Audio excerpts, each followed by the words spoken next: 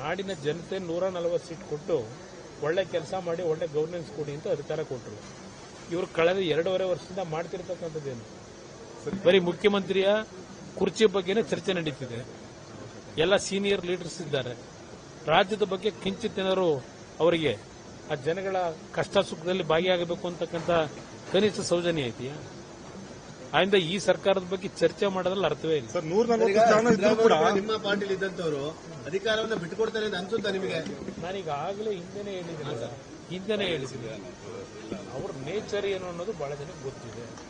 ಬಿಡ್ತಾರೋ ಬಿಡಲ್ವೋ ಈಗ ಅವರು ಹೈಕಮಾಂಡ್ ಹೇಳಿದ್ರೆ ಕೇಳ್ತೀನಿ. ಹೈಕಮಾಂಡ್ ಇದ್ರೆ ಮಾತಾಡ್ಕೊಳ್ಳಿ ಅಂತ ಹೇಳಿದೆ ಸರ್. ಇದ್ರ ಬಗ್ಗೆ ದಯವಿಟ್ಟು ನಾಡಿನ ಜನತೆಯನ್ನ ಹುಚ್ಚರನ್ನು ಮಾಡಬೇಡಿ. ನೆಮ್ಮದಿಯಿಂದ ಇರಲಿ ಜನ. ಅಟ್ಲೀಸ್ಟ್ ಇವರ ನಾಟಕ ನೋಡ್ಕೊಂಡು ಎಷ್ಟು ಜನ ಹುಚ್ಚರಾಗಿ ಹೋಗ್ತಾರೋ ಗೊತ್ತಿಲ್ಲ. ಈಗ ಸದನದಲ್ಲಿ ಸಮಸ್ಯೆಗಳ ಬಗ್ಗೆ ಚರ್ಚೆ ಮಾಡಬೇಕು ಅಂತ ನೀವು ಸಮನ್ವಯ ಸಭೆ ಕರೆದಿದ್ದೀರಾ? ನಿಮಗೆ ಆ ಸದನದಲ್ಲಿ ಈ ಒಂದು ನನಗೆ ನಡೆಯತಕ್ಕಂಥ ಹತ್ತಿರದ ಸದನದಲ್ಲಿ ಯಾವ ಮಟ್ಟದ ಪರಿಣಾಮಕಾರಿ ಚರ್ಚೆ ಆಗುತ್ತೆ ಅನ್ನೋದು ಕಾದು ನೋಡೋಣ. ಕುತೂಹಲ ಇದೆ.